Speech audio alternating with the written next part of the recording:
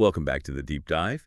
Today, we are taking a break from the usual global chaos. Yeah, we're swapping geopolitical conflict for something, frankly, much more intense. Exactly. We're diving into the world of high fashion, deep secrets, and suspiciously fast DNA tests. We're talking the bold and the beautiful. And this isn't just a quick recap. We've got a stack of sources, detailed spoilers, video transcripts, articles covering 2 incredibly packed weeks, October 6th through the 17th. It's pretty dense stuff, like a minute-by-minute guide to how everything unravels for the Forresters and Spencers. Right. It lays out exactly how their whole emotional world just implodes. So our mission today is basically to untangle this mess. We've got 3 main threads, right? Pretty much. First, there's Luna Nozawa. She's alive, she's pregnant, and nobody knows where she should be kept. That's huge. Okay, thread 1 and thread 2. That's the whole paternity drama. Who's the father? The pressure is building like crazy towards that answer. Got it.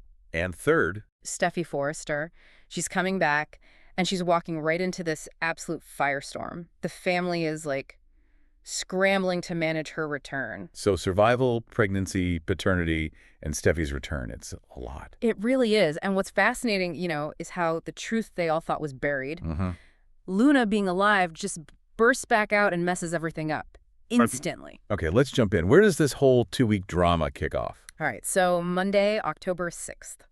It doesn't start with a bang, surprisingly. It's quieter. It starts with Will Spencer and Electra Forrester. Oh, right. The sources are clear. They're not actually together, are they? No, not officially, but they're both really suffering, emotionally devastated, basically. They're missing each other, missing what they lost because of Luna. That makes sense. Electra especially must be wrecked. The whole thing with Will and Luna, that wasn't just like simple mistake. No, not at all. It was a massive betrayal, a psychological nightmare for her. It shook her whole sense of safety, so she needs space, desperately. But Will, Yeah. he doesn't really give her that space, does he? Nope. The spoilers say he makes this really bold move, shows up at the Forrester mansion, unannounced. Wow. Just ignores the need space memo. Completely. He tells her he had to see her. He's drowning in regret, apparently. Says he knows how much pain he caused. Is that for her benefit or his?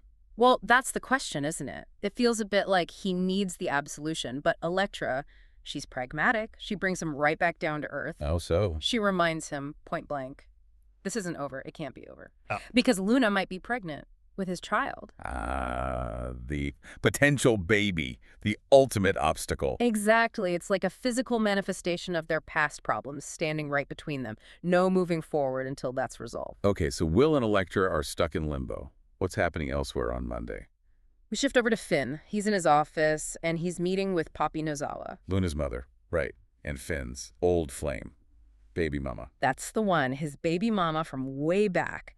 And she's there to basically vent about Luna. She thinks Luna's terrible choices led to her death. Which is awkward because Finn knows Luna isn't dead, but Poppy doesn't. Not yet. Finn's apparently sympathetic, but also a little critical.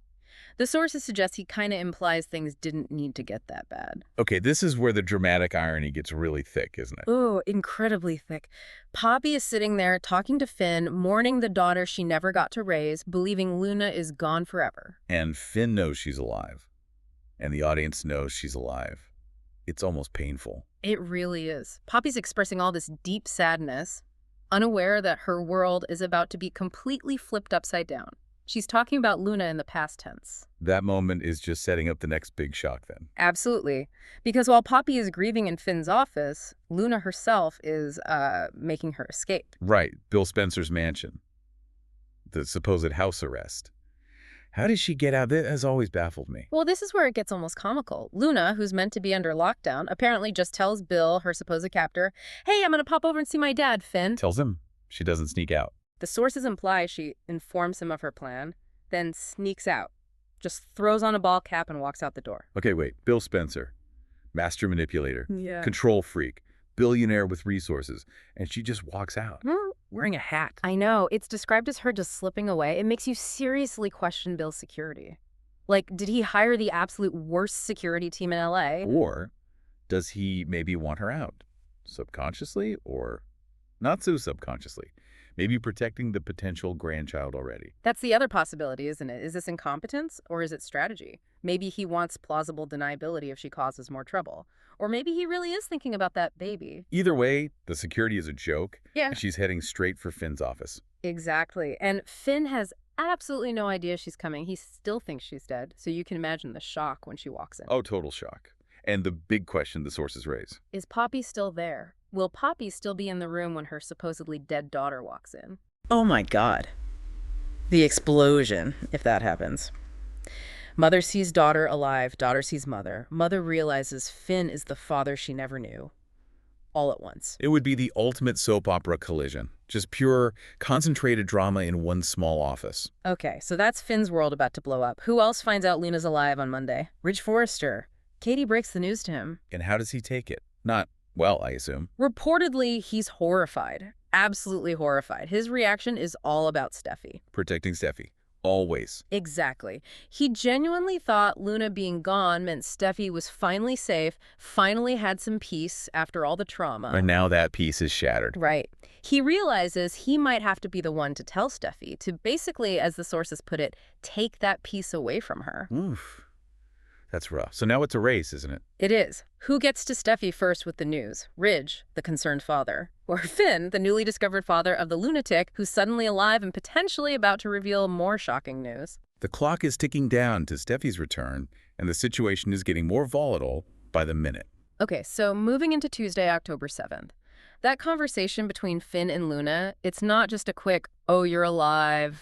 No, the sources say it carries over Yeah. for days. Yeah, multiple days. Which gives us time to really see Finn grapple with this. He's completely torn. Torn how? Well, on one hand, his daughter is alive. It's a miracle, something he should be celebrating. Paternal love is pulling him one way. Yeah. But on the other hand, his instinct to protect Steffi, Liam, his whole life, it's screaming danger. He remembers what Luna did. The sources mentioned he calls her something pretty harsh. They did. He apparently calls her an unhinged lunatic, which, coming from her father, seconds after discovering she's alive, that tells you how scared he is. He sees her as a threat. Not just his daughter, but a danger to his family. Precisely. Right. He's processing this impossible reality. Daughter alive, but daughter maybe dangerous? A complication that could just wreck the stability he and Steffi have been trying to rebuild? Wow. Okay, well, Finn is having that internal crisis. Ridge is talking to Taylor. Right, Ridge is sharing the big news. But Taylor, she kind of already knew part of it. Oh, wait. Deacon. Yep. Deacon, always lurking on the edges, had apparently already told Taylor that Luna was alive. So that part wasn't the shocker for her. So what was the shocker? Yeah. What does Ridge tell her that really floors her? The other bomb, the pregnancy.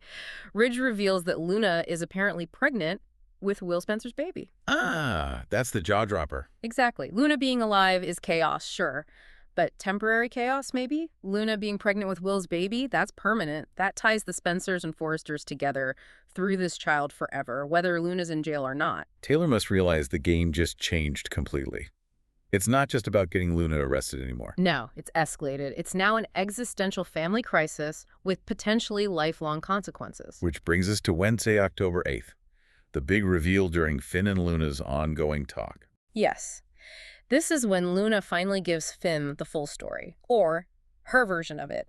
She explains she's been staying at Bill Spencer's mansion. Okay, that's one piece. Then the pregnancy confirmation. Yes, she is pregnant. And the father. And yes, she tells him Will Spencer is the father. Boom, all at once.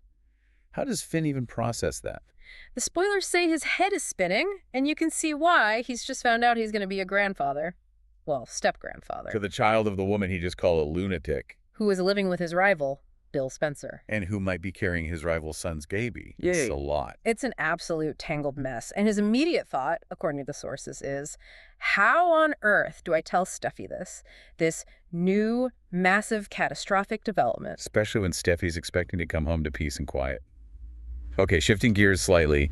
Life Finnegan, Finn's mom. She's talking to Ridge too, right? She is, and she's expressing just immense regret, deep regret for ever trying to help Luna in the first place. Why? What's her reasoning?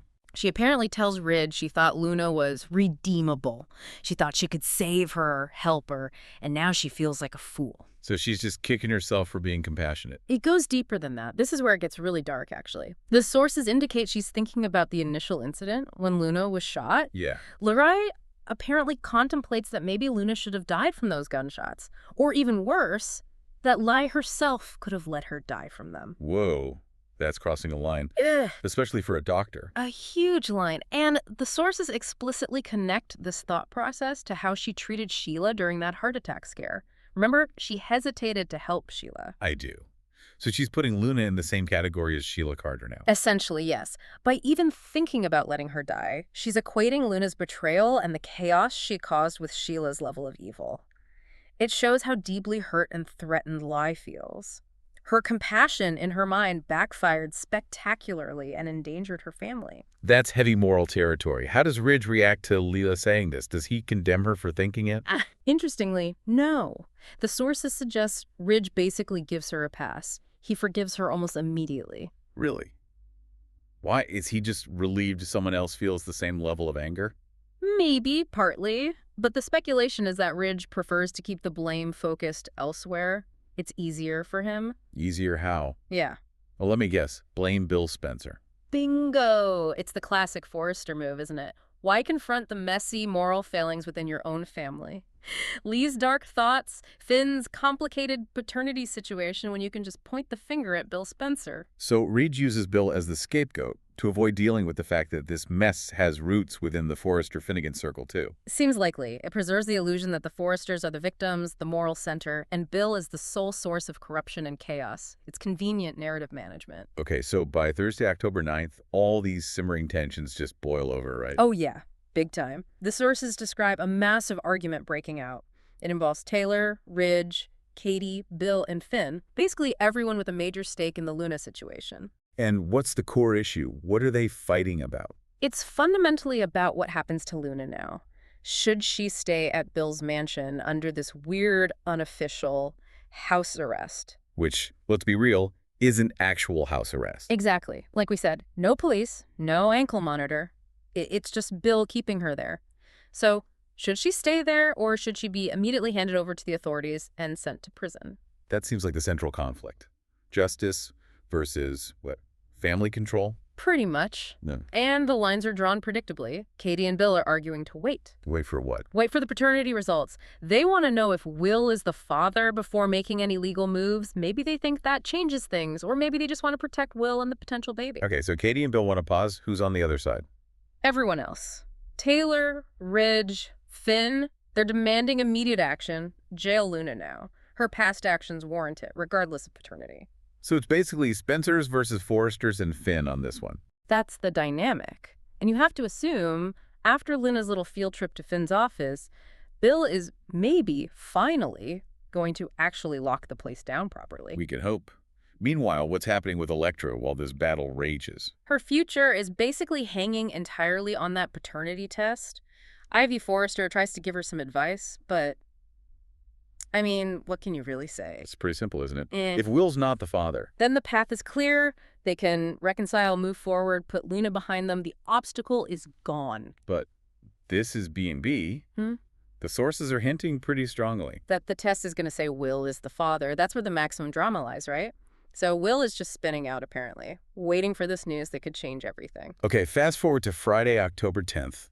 This feels like the climax of the week. Absolutely. It starts with something pretty rare, actually. A moment of agreement. Between who? Don't say Taylor and Brooke. Between Taylor and Brooke. I know, right? Yeah. Pigs might fly. But they actually agree on something. What could they possibly agree on? They make a pact.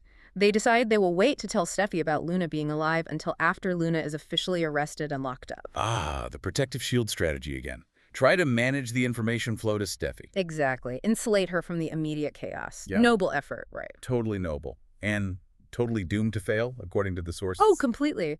The prediction is Steffy will inevitably find out sooner, walk right into the mess, and, quote, lose her mind.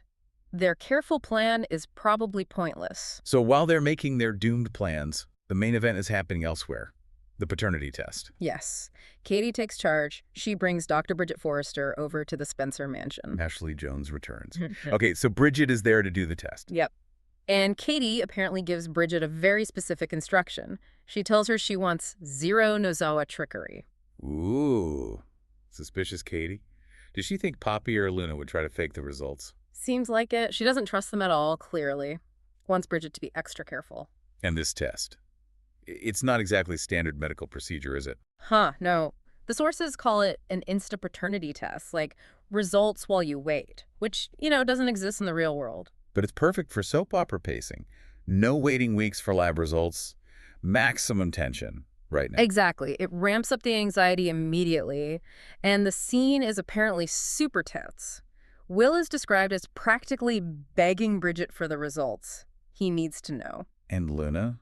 How is she reacting? She's shaken, maybe just nervous about the result itself, or maybe she's worried Bridget might fake it the other way. Oh, like say Will isn't the father, even he is, to protect the Forresters and Spencers from being tied to her. It's possible, right, given Bridget's family ties, so it puts Bridget in a really interesting position of having to be completely impartial. Okay, so tension is maxed out, everyone's waiting. Any other beats before the reveal? Just one, but it's significant. The sources mention Will and Electra share a quiet, loving moment right before the results come in. Ah, like the calm before the storm, their last moment of hope before reality hits. That's exactly how it's framed. That brief connection, that hope for a future, right before Bridget delivers the news that could tear it all apart. Okay, so we move into the second week, October 13th to 17th. Okay. The first thing is obviously the fallout from that insta-test. Right. The sources say the Spencers are reeling. That suggests the results are definitely dramatic and cause immediate shockwaves. And the prediction was that Will is the father. Right. That seems to be the initial setup, yeah. It creates the most immediate conflict for Will and Electra, and it aligns with Bill potentially wanting to protect Luna. But you mentioned a potential twist. Yes. The sources tease that even if Will is initially named the father, a twist may be ahead, which is classic B&B, Kim guessing. What kind of twist? Yeah. Switched samples. Another potential father we don't know about? Maybe Finn is actually... No, probably not. Probably not Finn. But yeah, maybe a sample switch, maybe someone else involved, who knows? It just means the paternity issue might not be fully settled, even after the insta-test. Okay, but assuming Will is confirmed as the father, at least for now, what does that mean for Luna's confinement? Well, that's where the Forrester-Logan plan likely crumbles. If Will's the dad, Bill Spencer has a grandchild on the way. The chances of him keeping Luna locked up or handing her over to the police, they probably plummet. He'll shift into protector mode for the baby's mother. Very likely. He'll want her close, maybe even try to manage her situation himself, which will drive Ridge and Taylor absolute crazy. And this is all happening just as Steffy is about to walk back in. Exactly. Her return is described as imminent. Jacqueline MacInnes Wood has been filming again for weeks, so Steffi's arrival is right around the corner. And that whole protective strategy. Keeping her in the dark until Lena is caught. Totally blown up. Failed. Kaput. Steffi's not coming home to a resolved situation. No, she's walking straight into... Well, into Luna potentially being free, pregnant with the Spencer baby, and under Bill Spencer's protection. It's the worst possible scenario for her return. The peace Ridge wanted for her. Gone. Expect fireworks. Big ones. Okay, besides the Steffi and Luna drama, what else is happening in this second week? Relationship updates. A few key ones. First, Sheila and Deacon. Sheila apparently tries to win Deacon back, smooth things over. Does it work? Please say no. The sources are pretty definitive, no. Their marriage is described as irretrievably broken. It seems like that particular cycle of dysfunction might actually be over. For now, anyway. Good. Okay, who else? Hope and Liam. Ah, yes. Predictably, Hope and Liam are apparently wasting no time reconciling. Of course. Big crisis happens. Hope and Liam find comfort in each other. It's almost a reflex at this point. It really is. The Lope reunion seems to be happening quickly amidst all the chaos. What about careers?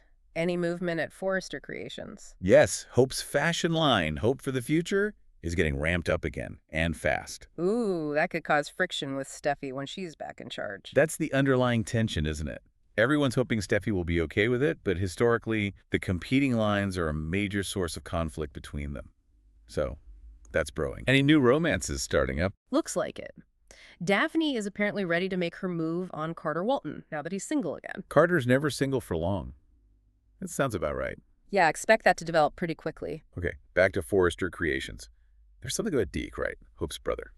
Big news there, actually. Deke shows up at Forrester Creations. He wants in on the family business. Says he wants to get into fashion. Does he have any qualifications, or is this just nepotism? No, he apparently does. He mentions having gone to design school, even has a portfolio. He seems serious about it. And Hope. How does she react? She's thrilled. His timing is perfect. Her line is ramping up. They need people. And here comes her brother, who actually has design training. Seems like a win-win. On the surface, yeah. But the sources and, like, the online chatter are already managing expectations. He probably won't be head designer right away. Makes sense. Needs experience. Right. He'll likely work under Zende, maybe even Eric. But Yeah. the prediction is already out there. He's going to be a phenom. A fashion phenom. So he's destined for greatness, maybe causing some jealousy along the way. That's the expectation, that he'll rise fast and make waves. But he's also bringing baggage. Baggage, what kind? Secrets! Big ones! The sources say he's struggling with whether he can keep them from Hope, especially now working so closely with her. Okay, what secrets are we talking about? Well, first, the most immediate bombshell. He knows Luna is alive, Hope doesn't, telling her that would ignite a firestorm right there in the office. Okay, that's huge. What else? Second, his boyfriend, Remy Price. That relationship hasn't been public knowledge at Forrester Creations. Bringing that into the workplace adds a whole new layer of personal dynamics. Right. And is there a third thing? Sort of. It's the pressure of that prediction itself, the expectation that he's this future phenom. That's a lot to live up to, especially while juggling the other secret. So Hope thinks she's getting a talented brother to help her line. But she's actually hiring a walking bundle of unresolved drama and secrets. Classic Forrester Creations. All right, let's peek behind the curtain a bit with the casting notes for these 2 weeks. They definitely confirm the plot points we've been talking about. Okay, who's coming back that we need for this story? Well, obviously, Ashley Jones as Dr. Bridget Forrester. You can't have an instant paternity test without her. Essential personnel for that storyline. Who else? Romy Park is back as Poppy Nozawa, so we'll definitely see her reaction to Luna being alive, that whole emotional roller coaster. Makes sense. Any more surprising appearances? Oh yeah, this one's fun. A recurring cameo from reality TV royalty. Remember Rachel Riley from Big Brother? Season 13 winner. Yeah, I remember her. She's been on B&B before, hasn't she? Multiple times. Like over 18 episodes between 2010 and 2014. Often playing like a bikini barista or something fun like that. She's clearly a show favorite. So she's back again. Doing what this time? Serving coffee during the paternity results. Huh. Even better. The rumor is she's involved in spiritual cleansing. Energy healing. Wait, what? Spiritual cleansing? For who? Potentially for Bill and Katie. The speculation is she might be brought into, and I love this phrase from the sources, cleanse some of Luna's evil out of Bill's house, possibly involving Sage. Oh my God. They're going to smudge the mansion. After everything, the kidnapping plots, the potential murder cover-ups, the paternity drama, the solution is Sage. Isn't it perfect? It's such a B&B move, right? Leaping from high-stakes crime drama to new-age energy clearing without missing a beat. It just shows the wild tonal shifts you have to accept with this show. Absolutely wild. Okay, any other casting news? More traditional casting. Yes, one more significant note. Molly McCook is doing a stint on the show. Molly McCook. Any relation to Ken? Yep. John McCook's daughter, Eric Forrester himself. Oh, wow. She's got credits, right? Wasn't she on Last Man Standing? She was, yeah. Big role there. And she actually did a few tiny parts on B&B way back in 2010 when she was starting out. Do we know who she's playing? Or when? Details are sparse. No character name, no role description, no air date yet. But her being cast, especially as Eric's real-life daughter, suggests they might be leaning into more Forrester family dynamics, maybe adding another layer to that dynasty. Interesting. Keep an eye on that one. #tag outro. So, wrapping this all up, what have we really learned from digging into these 2 weeks? It feels like 3 massive crises are just colliding. Yeah. First, Luna. Alive. Yeah. Pregnant. It completely changes the game from dealing with a tragic memory to managing a present, very complicated danger. Right. Second, that paternity test. It's the immediate trigger for Will and Electra's fate, and it dictates whether Bill goes full protector mode for Luna, which pits him against everyone else. And third, Steffy. Coming home not to peace, but to the absolute peak of this chaos. Her return is the fuse meeting the powder keg. And for you listening to this, what's the takeaway? I mean, beyond the sheer entertainment value. Well, you really see these themes play out, don't you? Like the limits of power. Bill Spencer, for all his money, couldn't keep one person contained. His security was a joke. Money can't actually control everything. It's a great point, and the moral struggles are intense, especially Leif Finnegan. Her regret, questioning her own medical ethics, comparing Luna to Sheila. That's about wrestling with accountability, isn't it? It really is. And it seems like the core drama isn't just who's the daddy. It's Who gets to decide what justice looks like? Is it prison? Is it family protection? Is it smudging with sage? Huh, maybe all of the above. Which really brings us to that final thought, that provocative question simmering under all this. It comes back to Lee's dark thoughts shared with Ridge. Questioning if she should have saved Luna? Comparing it to letting Sheila die. Exactly. And it forces you to ask, for these families, the Forresters, the Spencers, the Logans, where is the line?